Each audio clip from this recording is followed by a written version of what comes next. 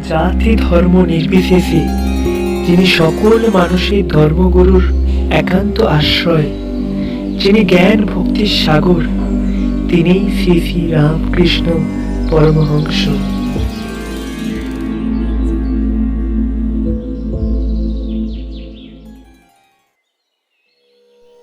তা হবে আজ থেকে প্রায় 200 বছর আগের ঘটনা। কলকাতা থেকে মোটামুটি 70 মাইল দূরে হুগলি জেলার অন্তর্গত কামারপুকুর নামে একটি জায়গা ছিল।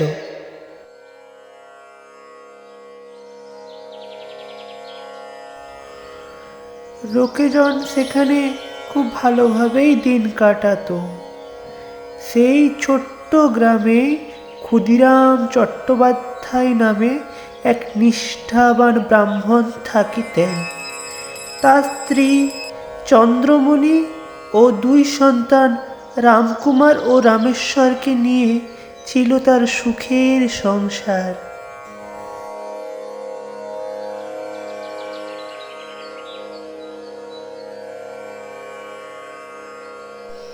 তারপর একদিন স্ত্রী সন্তানদের বাড়িতে রেখে তিনি বের হন তীর্থে।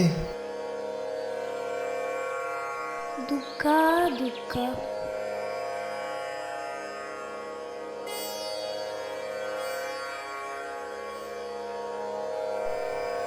ক্ষুদিরাম গয়ার উদ্দেশ্যে এই দীর্ঘ পথ একা নিজে হেঁটে হেঁটেই পাড়ি দিতে লাগলেন।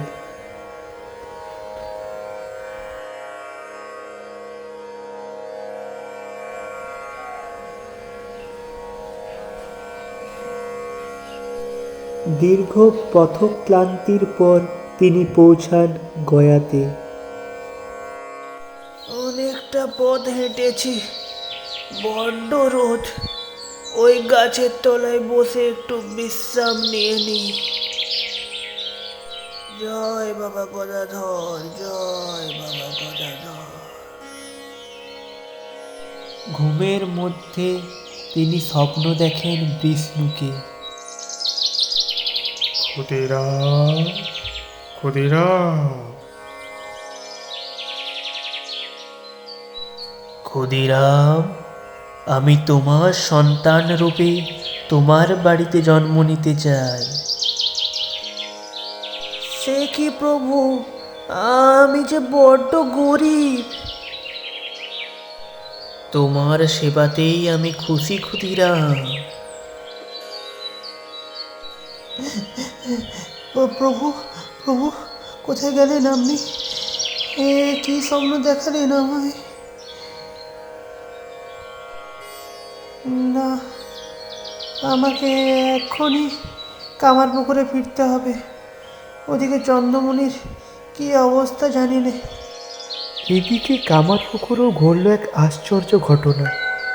চন্দ্রমণি দেবী ও তার দাসী ধনী গেছেন যোগীদের শিব মন্দিরে পুজো দিতে।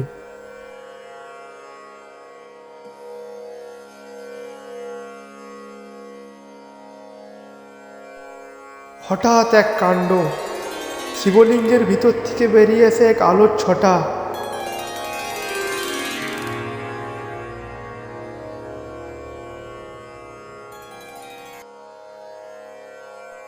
আহ মাগো। সেই আলোতে জ্ঞান হারান চন্দ্রমণি। ও মা গো, এ কি কাণ্ড!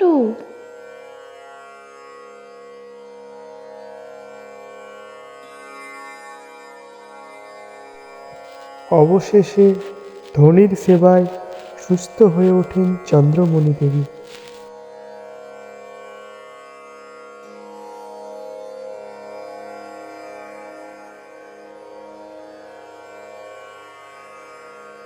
এ আমার কি হলো রে ধনী?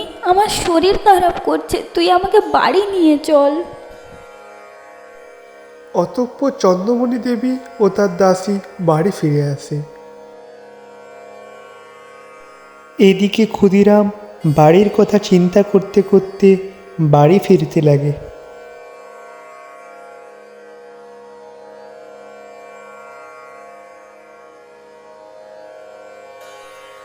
গিন্নি, ও গিন্নি, এ কি অবস্থা তোমার?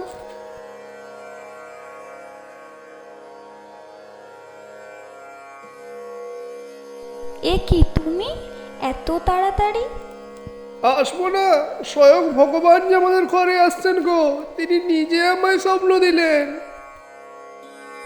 তবে কি আমার শরীরে সেদিনই এলেন তিনি? কয়েকদিন পর মনে হচ্ছে আমাদের খোকাই হবে।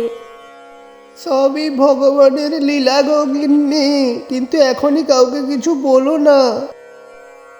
1836 সালের 18 ফেব্রুয়ারি কামারপুকুরের সকাল ছিল একটু অন্যরকম।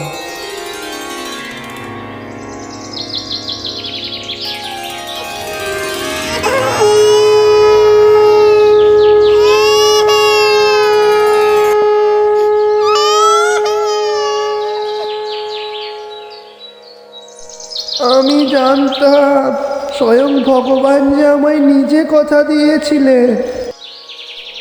গয়ার শ্রী বিষ্ণুর নামে তার নাম রাখা হলো গদাধর, ও রামকুমার ও রামেশ্বরের ভাই রামকৃষ্ণ। ধীরে ধীরে ছোট গদাধর হেসে খেলে নেচে গিয়ে বড় হতে লাগলো।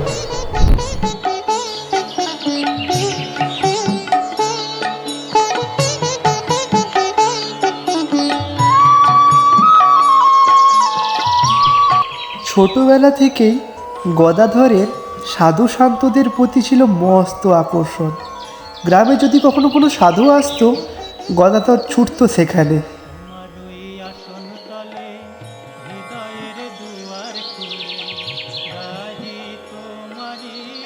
আপনি তোমাদের মতো করে সাজিয়ে দাও না গো। কেন রে? আমার খুব ভালো লাগে।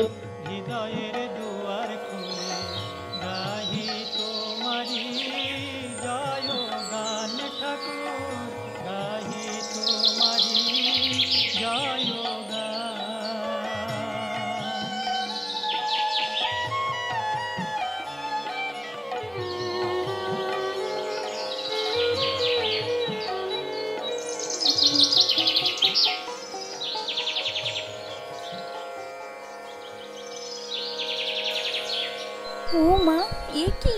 কে এমন সাজালো? সাধু বাবারা, কেমন লাগছে মা আমাকে? হে ঠাকুর, রক্ষা করো, আমার গদাইকে যেমন না সাধু বাবারা নিয়ে যায়।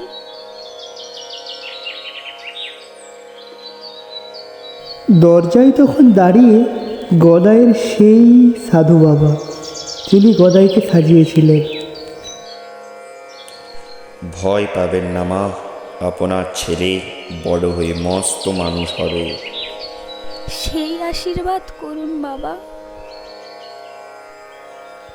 এইভাবে লেখাপড়া ছেড়ে খেলাধুলো আর গান বাজনা করে কাটতে লাগে গদাইয়ের দিন।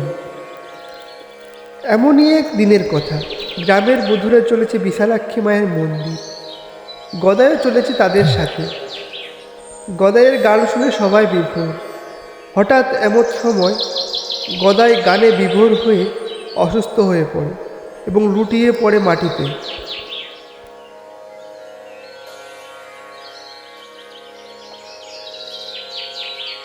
ও বাবা গদাই, চোখ খোল বাবা, তোর মাকে আমরা কি জবাব দেব? ওই তো চোখ খুলেছে গদাই। জয় মা বিশালক্ষী, ওর মাকে সব বলা দরকার।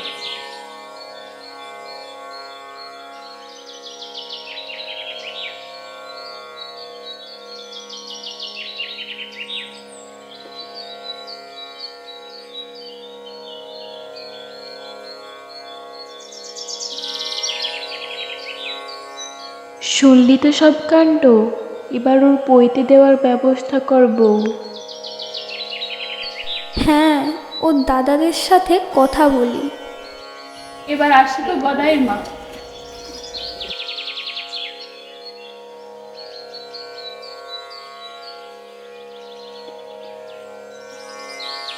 বাবা রামেশ্বর,